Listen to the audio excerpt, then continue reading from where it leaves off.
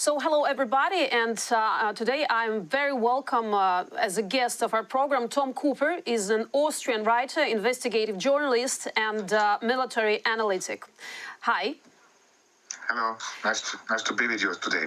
Nice to have you here today. So I have a lot of questions, and as far as I'm not military analytic, so my questions will be more wide. I mean, we will talk about diplomacy, about the situation on the front line, and the main questions that are set by international audience as well. So first, let me ask you from my investigation of your work. So you make a detailed investigations of the situation in the front line and very depth forecasts of the developments of this situation every day is what I see from your website, from which I can conclude that you can see the whole picture and you can express it with a cool head and without all this additional emotional coloring that both sides try to give to the audience.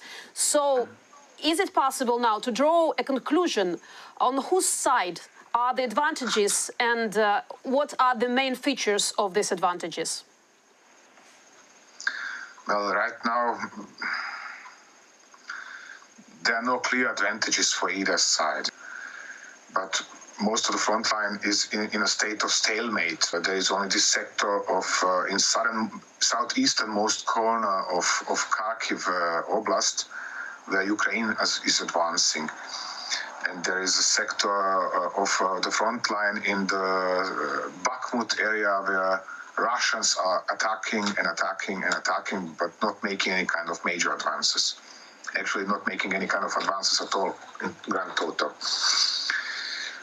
I think this is the tactical situation. The strategic situation is one of Putin mobilizing, so to say, the first wave of reserves, which is probably something like 70,000 troops, and these were rushed to the front line over the last week, and without any kind of training, without anything at all, really. Most of them are lacking even the fundamental equipment.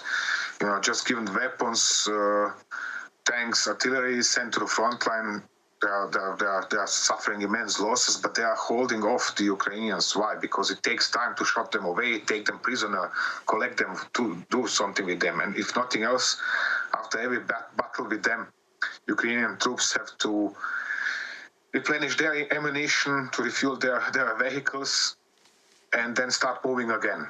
So this is time. This is Putin buying time actually, in order to build up defenses in further to the rear, and to try stopping Ukrainians before they would reach the border of Luhansk Oblast. So this is on the operational level, and at strategic level, Putin is actually meanwhile defensive. He's trying to provoke something, or actually to impress the NATO and the West into being scared of him by this sabotage of Nord Stream 1 and 2. Actually an entirely useless action causing immense damage to the environment, but otherwise absolutely pointless in terms of changing something about the flow of the war. But he thinks that in this fashion he might scare somebody, especially in the European Union, into abandoning the politics of supporting Ukraine. Well, talking about actually the airstrikes, so these killings, mass killings of civilians and massive destruction of precisely civilian infrastructure by rocket strikes is the so-called burn down earth tactics that was used during the Second World War, as I remember. But in this situation now, what is the goal that Putin is trying to achieve by these rocket strikes? Because instead of fear that he is waiting for, he sees just the growing anger and opposition from both the military and civilians, not only in Ukraine, but around the world. So why he's still doing it? I think you mean the scorched earth tactics. That was the Soviet tactics of withdrawing in front of German advance during World War II, and they would burn down all the wheat, all the supplies, all the homes, and so on. Or destroy all the factories before withdrawing from specific part of Soviet Union. This is not the same. In this case, Putin is trying to coerce Ukraine through destruction of infrastructure, to targeting civilians. He's trying to break the morale of the Ukrainian population. However, Putin has no such means. He has no air force capable of penetrating Ukrainian air defenses and running wholesale destruction of Ukrainian cities. The only thing he could do would be to target these cities with nuclear weapons. So, which is an entirely different dimension. So he is short of that, short of nuclear solution. He has no conventional means to for example, destroy a large part of Kiev or any other of Ukrainian cities. So what he can do is to deploy this obsolete Ka-22 anti-ship missiles to target something, nobody ever really knows what they're targeting, because they are so imprecise that they are, falling 500, 600, 800 meters away from the target. In other cases, they are trying to hit factories related to maintaining Ukrainian armed forces in operational condition, repairing tanks, repairing artillery, and so on and so on. So this is what he's trying to achieve. If we say that if Putin have nothing else to do but use a nuclear weapon, about this talking everybody in the world right now, and it's very frightening situation here in Ukraine because we talk about it 24/7. So I have several questions about it, tactical questions about this losing. Firstly, in terms of military goals, you just said that in short terms, might be, he will reach something. But in long terms, we understand that he will have a huge answer, maybe, probably. But secondly, the realism of making such a decision at all levels of the chain, because we know there's the chain of people who has to take part in this making decision. And thirdly, the actual state of this arsenal, nuclear arsenal, given shown that how this secondary army in the world showed their opportunities with the ordinary weapon here in Ukraine. So these 3 points, how can you say as an analyst, is it real? Well, yes, it is, or even more.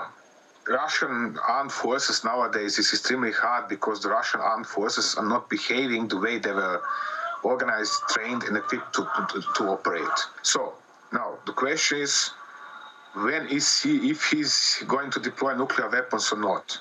Theoretically, he could order deployment of nuclear weapons at any point in time. And just because he's feeling like that this morning. This is the way he's commanding the Russian armed forces all the time already for 7 months. Today I feel like, well, we have to capture Bakhmut. He doesn't care what is going on over there. He does not care whether there are enough forces, whether they have enough supplies, ammunition, or whatever. He does not care. Assault Bakhmut, get me Bakhmut. I don't care how many get killed or who gets killed. I don't know. I don't care about anything else. I want Bakhmut. Period. So we have to expect the same in regards of nuclear weapons if he comes to the idea to deploy them. And then you have, what you have mentioned, the situation where Putin is not sitting literally at, and pushing the trigger, pressing the trigger.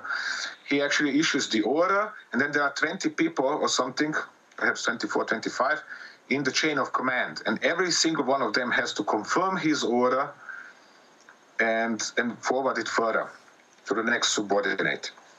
And those days, the question if they are going to do that.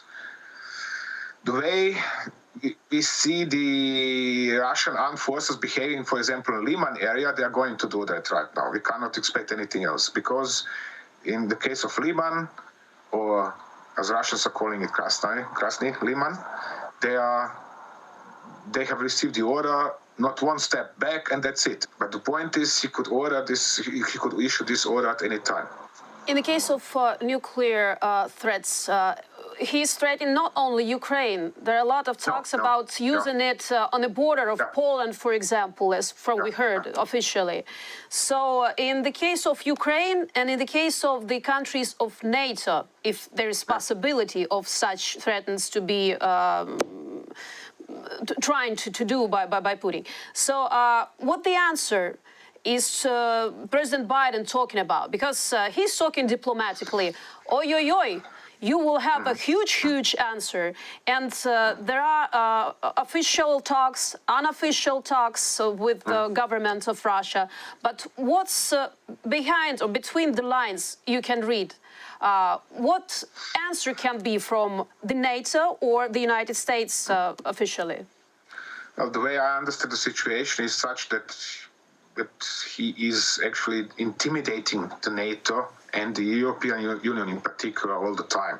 It goes back to the 1990s. He wasn't even in power, and Putin was already issuing threats with nuclear weapons. So we have this story. This is why he's stressing this is not a bluff. It is a bluff. He's not going to attack NATO with nuclear weapons. This is something he's not going to do. At least this is something I'm excluding. I could be wrong. We are going to see. But right now I'm excluding this option. Why? Because he knows the moment he starts shooting at NATO, well, 5 minutes later or 30 minutes later, there's not going to be any place called Moscow, just a memory of it. Actually, when we talk about the answers of the United States and special forces, this is the question that I have to been asking during all these 6 months. And finally, we got to the real nuclear threats. But the answer to this question is not yet found. The question is next, if we know about the huge, very strong intelligence services of all around the world that communicate and work together. So why all the top politicians of the world prefer to give the fate of the world into the arms of crazy maniac, waiting to give an answer and not prevent the catastrophic? Because they know how to do it. They know in which instrument to use. You not agree? The problem is the following. The politicians do not have the say. Politicians are spokespersons for private and corporate interests. Excuse me, this is the way our world functions nowadays, which means you have, for example, president or chancellor of some country and he is decision maker, officially. Unofficially, it's always unofficial. Unofficially, and actually, it is so that there is somebody who is rich enough, powerful enough, and has specific private or corporate interests. In this case, for example, let's take Austria as a good example. Austrian industry has a critical interest in buying gas from Putin and selling it to Austrians and to everybody else. So it's earning billions from that. At the same time, other part of the industry has a fundamental interest in selling cars, TVs, or whatever to Russia. So it's a win-win deal with Putin. And this is why Austrian industry and elites, or actually oligarchy, has a crucial interest in cooperating with Putin. And you can hear the representatives in the political parties and politicians and so on, all are, oh gosh, these sanctions against Russia are failing. Our government is leading us into an abyss. We are going to freeze this winter and similar nonsense. It's all absolutely untruth and nonsense and so on. But they are insistent on their market share, on their percentage of market share. And when you talk with them privately, they're going to tell you, well, if we don't cooperate with Putin, who is going to do that? Americans and Chinese. So this is the actual reason why they are, and this is why I'm talking about market shares. This is why they insist on cooperating with Putin. And so, and in what position are then the politicians? Politicians do not have the money. The rich people have the money. And who is paying the election campaigns for the politicians? So And this is where it starts and where it ends. We don't need to discuss this, endlessly. This is how our world functions. Before we talk about the possible communicators that announce in their wish to help to solve this situation now, I want to remember the quotes that you write in your articles. You accuse politicians of Austria and special services of Austria as well, as you did just here in our program. But this is my question. Among all these announcements of the politicians outside to the audience, that everything is changes after this war in Ukraine. So we make we understand the situation and we will improve this and we will learn our lessons. And what's going on with Putin lobbyists? What's going on with the people that are corrupted with the Moscow money in all the European countries right now? It's still just talks and nothing changes. Putin has invested so heavily. When you take Great Britain as example. In Great Britain, Putin was using his black cash to bribe the jurisdiction, the judges. Yep. So he's that powerful and has that much money. I mean, this is not a small sum of money. Is anybody discussing this at least? I mean, is anybody researching about this, publishing about this in the public? No, they are widely tied with this money, and they cannot say a word until someone else decides this or solves this problem, right? Yeah, I mean, until somebody else comes up with even more money. This is how it works. I see. Okay. So talking about communicators, the last announcement of Turkish President Erdogan, he is trying to present himself as a peacemaker who is trying to convince in negotiations and wants to come as a mediator. Is it because the country is not such corrupted with Russian money, or he is and his country is really, really afraid of nuclear winter because Turkey is quite close to the Russian borders? No. Okay, Turkey is a special case, and it is a case that must be taken much more seriously than it generally is. Why? Because Putin is Erdogan is meanwhile one of the closest confidants of Putin. And this is not only since 2 or 3 weeks, but already since years. What does this mean? Putin has isolated himself from wider public. He is making public appearances, of course, and so on. But in his decision-making, he's consulting very few people, meanwhile. He's listening to the FSB and GRU reports and so on. But generally, when it comes to his own decision-making, he's closer to Erdogan than to Lavrov. This is how far it comes. He's talking with Erdogan 1 or 2 times a week on the telephone. He's not doing the same with Lavrov. Lavrov is somebody who is receiving orders from Putin. You do that and tell that and so on. Nothing else. In the case of Erdogan, Putin sees somebody who has very similar interests, like his own interests, which is cashing and pocketing in the interest of more power. And Erdogan is acting in Turkey in a very similar fashion, like Putin is doing. Which means everything, like there is a St. Petersburg club, so-called St. Petersburg club in Russia, Putin and his closest aides, and you have a similar situation in Turkey. Erdogan and his friends, and Erdogan is granting major contracts to his friends, and in this way they are cashing billions from of taxpayers' money in order to sell to the state something, to construct something or whatever. And it's the same system of rule like in Russia, just a lot less money involved because Turkey has no oil and no gas to sell to the West. But because of this, the two have very, very similar situation. The problem is now the following. Theoretically, Erdogan could exercise strong influence upon Putin. And we have seen, for example, now in the exchange of POWs between Russia and Ukraine last week. Now the question would be for Erdogan to learn how to exploit this position.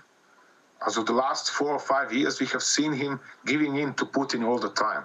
Okay, if we talk about China and India, now these two states are supposed to try to persuade Putin not to make these tough decisions about using nuclear weapons. So what role these states... Theoretically, they could also do a lot, but then they are, I mean, there's kind of lack of interest in doing more, but keeping Putin away from deploying nuclear weapons. The Chinese are sitting there, and watching, monitoring the situation. Why?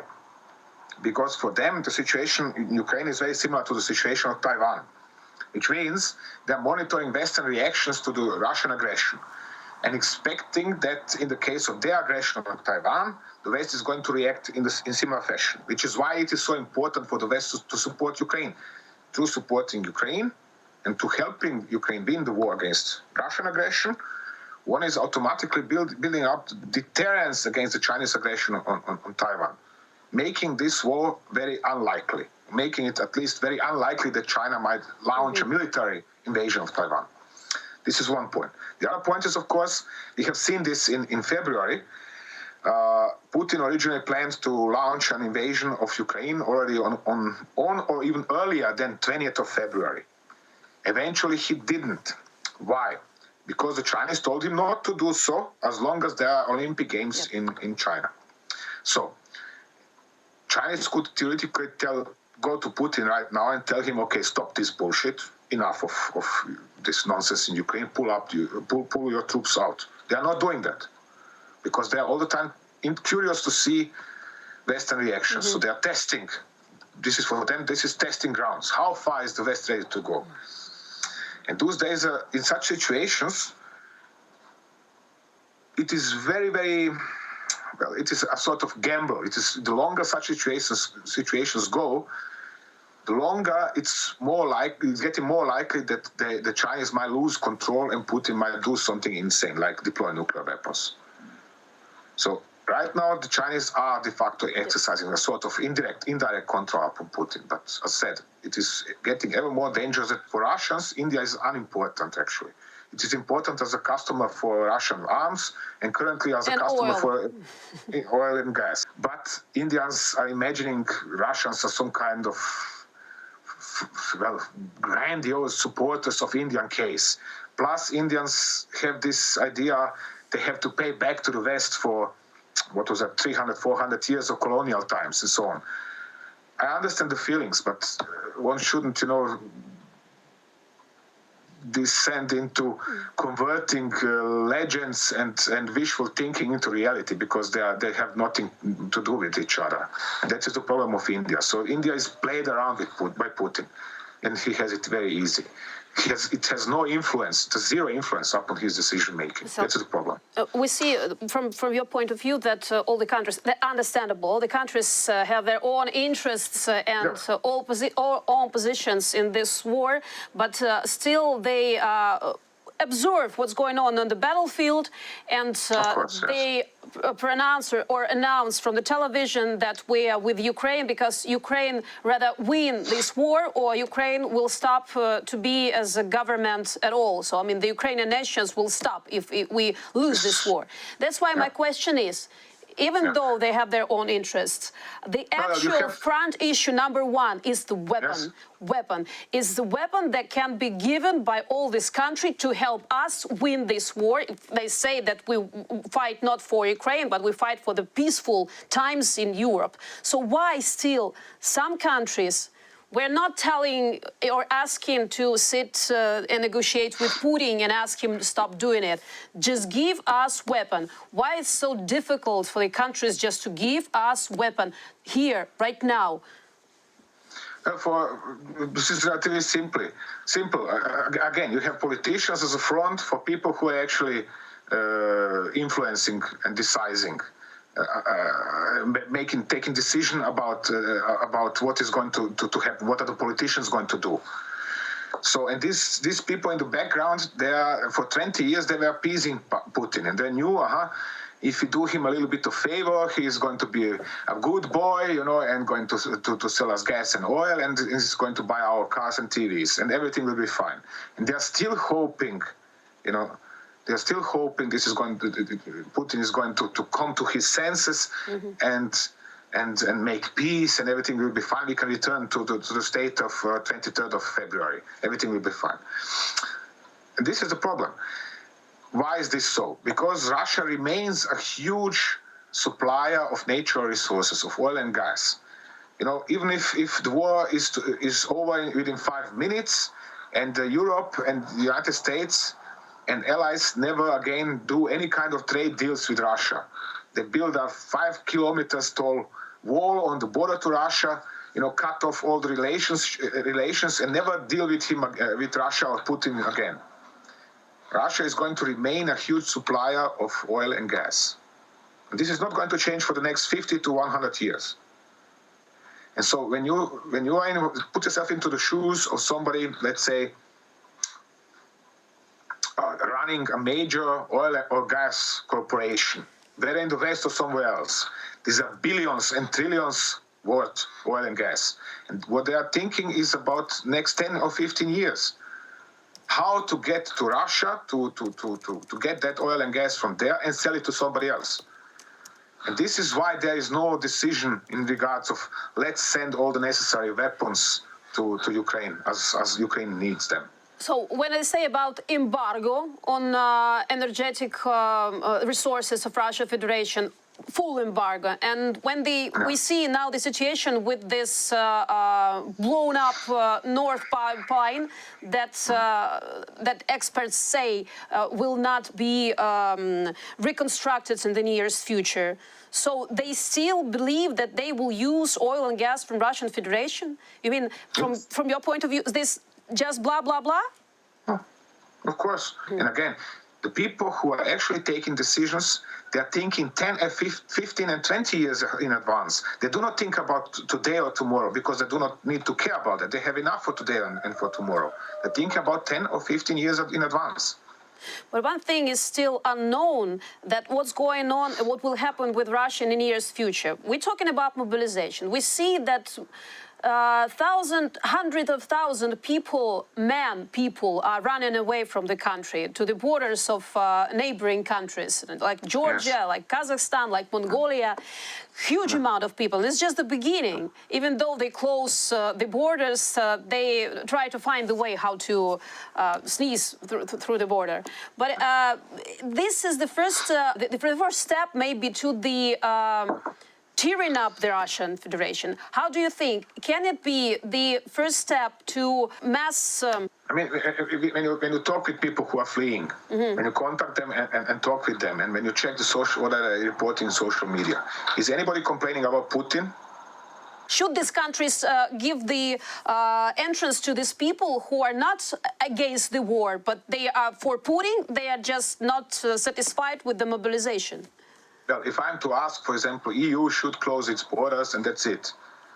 Because those Russians that are fleeing from Putin, they have already fled. And moreover, those who are fleeing from Putin, they have fled to the West. The rest of Russians fled, for example, to the United Arab Emirates earlier during the war.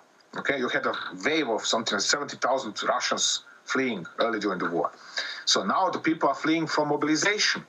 And they're not fleeing actually because they have they're drafted or they're recruited into the armed forces. No, they're fleeing because the Ukrainians are fighting. This is why they have to flee from their motherland, Russia. So, excuse me, what shall we do with them here in the EU? They're not fleeing, they're not politically prosecuted by Putin. They will bring Russian world, I mean, Ruski Mir to these countries as well.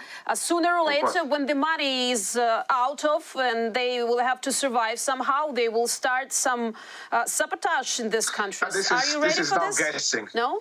This is not guessing. Look, the problem, we don't know what are they going to do and how many of them are going to do what. The point is this. It is certain that some of them, because this is what has happened in the past as well, in February, March as well, that some of them are FSB and some of them are GRU. So there is no doubt about this. But how many and who exactly, this is what we have to check. But when you have this many thousands of people coming, you do not have the time to check. You have to process them. The authorities have to process them. And then the quality of processing is lacking. That is the problem. What are they doing? What are their intentions? And you don't know how long is the crisis going to last. You don't know what to do with them over the time. And after all, I mean, if they come as tourists, okay, they can stay for 3 months, and what then? Where is the guarantee that they are going to leave? And where is the guarantee that we can feel ourselves safe from their handling in the meantime, from their actions? We don't know. This is why it's better to keep them outside. Besides, if they really want to change something about Russia, whether about mobilization or about something else, they should fight Putin. But let's talk about the nearest future that is obvious. I mean, tactically, like let's say, like a martial investigator on analytics. So, if these territories, by his vision, will be Russia. So, what is for the war? I mean, for the processes on the front line will be this. This is my point of view. This is sort of my recommendation. If anybody wants to listen, is the following: ignore it. Ignore it. He is talking about nuclear weapons. Ignore it. He is talking about annexation of large parts of Ukraine. Ignore it. There is an international law. There are rules. Follow that. It's as simple as that. They are counting empty papers as votes. I mean, sorry, don't waste your time with this. Ignore it. It's irrelevant. Why? Putin has no political program. He has no plan for the future. His only plan is keeping himself in power and doing so with help of his TV appearances and media presence. He has nothing else. If you ignore him, you don't even need to offend him. On the contrary, ignore him. Mm-hmm. If you ignore him, he has nothing. Don't care about all of this. Do your own things. And that's what we should all do, including the West. If we talk about the science and the seriousness of intentions, let's remember how Western countries evacuated their embassies from Kiev and from Ukraine just before the start of the war. And now they announce to leave the Russian Federation, most of the countries. What is the sign? Why the embassies stay in Ukraine? Not even paying attention to the nuclear threats, but they evacuate their embassies from the Russian Federation. What is because this? There's probably there's some kind of a warning about the threat of an attack on one of the local embassies. The only thing he's holding actually right now is Crimean Peninsula, and that's it. And even that is holding out because Ukrainians are too busy getting back Eastern Ukrainians. You don't need to live in Ukraine anymore. And this is why I'm saying, I mean, enough is enough. Ignore it.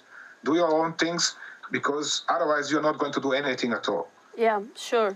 So that's why my last question is, how do you see is really the mutual West or Western countries are interested in the complete victory of Ukraine, and they will help us doing this? And if so, do you see any future for the Russian Federation as it is without Putin? Well, Russia is always going to exist. It's simply too big and so on. But the problem is in what form? I don't know. But Russia is not going, I mean, it might fall apart a little bit in some parts and so on, might lose a few constituent republics and so on, but it's always going to exist because this mindset is present there, Russia. You know, there are enough Russians who are going to maintain this mindset, and there will be enough oligarchs and interests, you know, in maintaining Russia together, keeping Russia together. So this is not a problem. The problem is rather who is, you know, for what kind of interests in Russia, outside of Russia, around Russia, or whatever. I said we have to think about the times 10 or 15 years ahead. And this is where there is definitely not going to be Putin, but somebody else. But Russia is still going to be one of the biggest suppliers of gas and oil on the world. So there is always going to be interest to keep this country together, and probably under a dictator. Why? Because dictators are easier to handle than democracies. So, you know how it is. You saw one one crisis and the next is emerging. That is always that time. That is humanity. But as you see from our history, that as soon as Russia exists, there's the threat of existence of Ukraine. So can we, by victory in Russian Federation on the battlefield, change the situation in the whole European continent? Well, I don't know how far the whole European continent. You are going to re-establish a sovereignty in Ukraine. You're going to have a strong armed forces. You will have to maintain strong armed forces for a while longer. Russian armed forces are going to be tremendously weak after this war. I mean, useless for at least 10 or 15 years. But they are going to recover sooner or later, and there is going to be a wish for revenge against Ukraine. So this is one aspect. On the other side, and this is what I think is most important, is to explain to the West, look, Ukraine is not Andorra or San Marino, but a huge country with huge opportunities. Do something with that. Come over here. You're going to establish a legal system which is making your investment safe, and you can make profit here instead in Russia. That is the point. We also have gas. A huge gas field is over there in eastern Ukraine, exactly in the area where the fighting is going on right now. So there are opportunities in Ukraine as well. We have the sea, we have agriculture, we have industry, we have a very well developed IT sector, and so on and so on. So this is what is important for Ukraine to make clear to the West. You can invest your money much more securely here in Ukraine. You can be your investment is going to be safe, and you can earn your profits, no problem. Just do it in Ukraine, not in Russia. Can you predict by your sorry, I'm not making. Excuse me to interrupt. I'm not making any kind of predictions. That's why I thank you for your honesty in this program and in your answers. Thank you very much. So, yeah, stay in touch. And I will remind our audience that we had a chance to talk to writer, investigative journalist, military analytic, Tom Cooper, and hopefully we'll talk again in the nearest future. Thank you.